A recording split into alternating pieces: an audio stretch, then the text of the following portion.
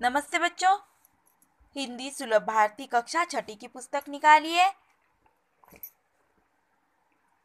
आज की इस वीडियो में हम दूसरी इकाई का चौथा पाठ सोना और लोहा लेने वाले हैं। इस पाठ के रचयिता है रामेश्वर दयाल दुबे।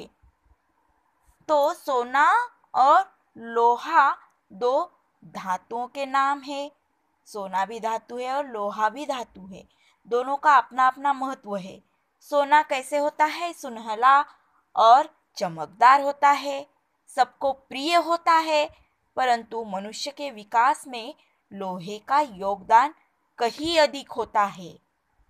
सोने को लोहे के स्थान पर प्रयोग नहीं किया जा सकता।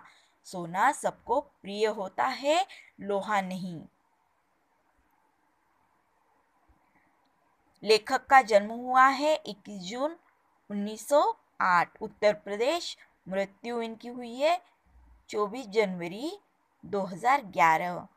रचना है इनकी अभिलाषा, चलो चले, डाल डाल के पंछी,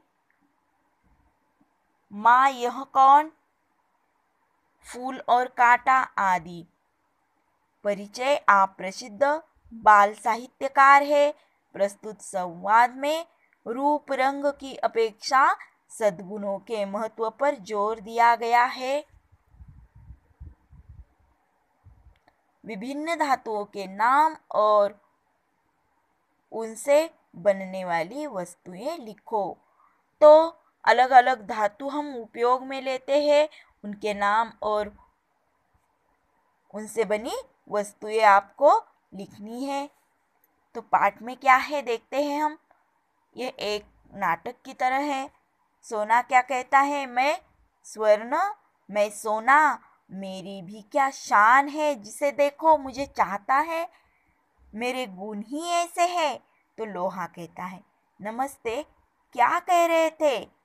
मेरा रूप ही ऐसा है, मेरे गुण ही ऐसे हैं। सोना, मैं क्या झूठ बोल रहा हूँ? मेरा चमकता पीला रंग देख, संसार में मैं सबसे सुंदर हूँ।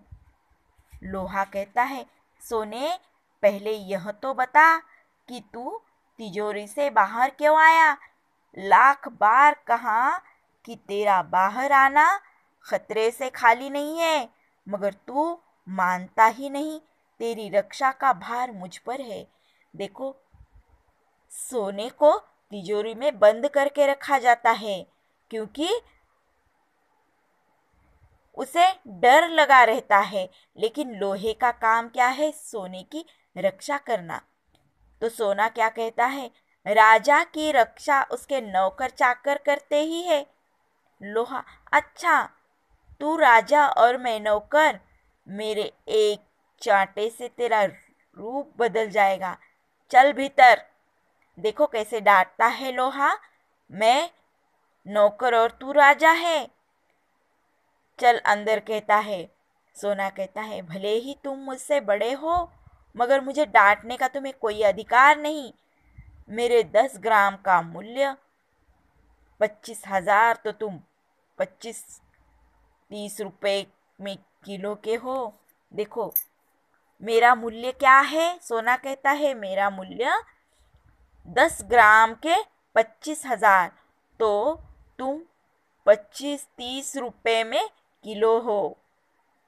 लोहा कहता है, रुपयों में किसी वस्तु का मूल्य लगाना व्यर्थ है। देखना यह चाहिए कि कौन कितना उपयोगी है।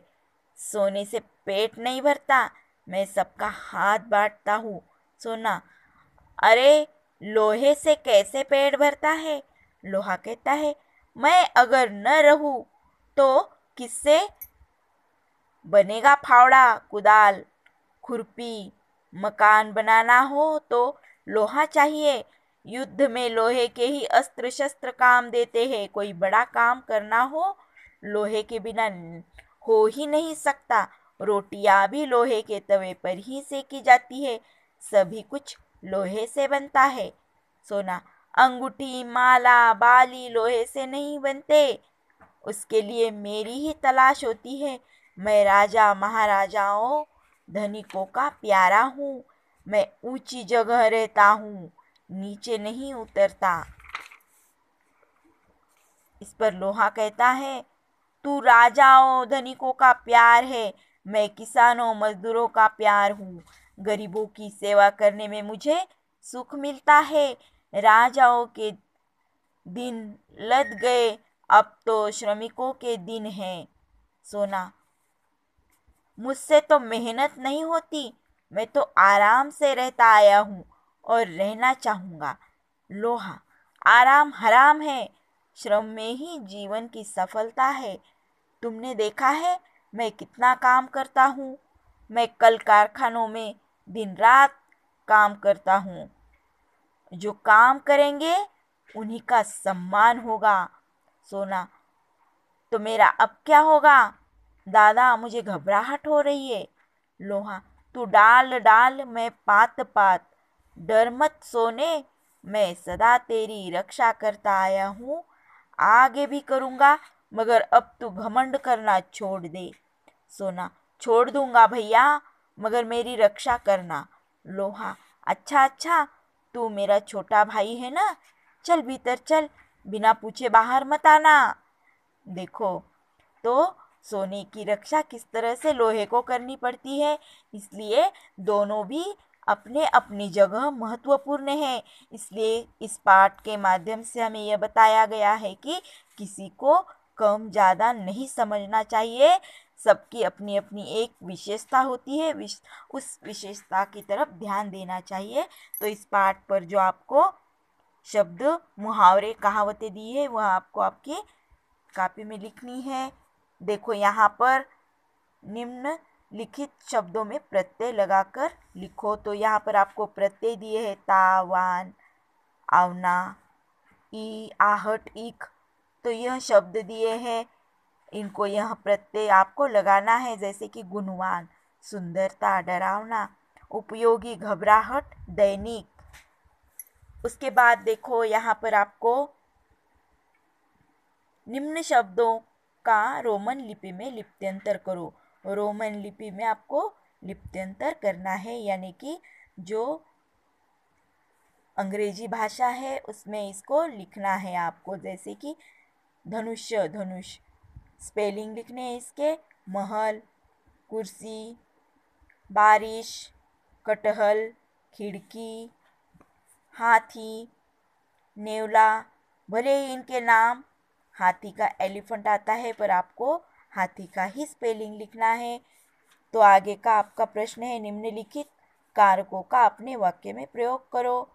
ये कारक है ने, को, से, का, के, में, पर, अरे।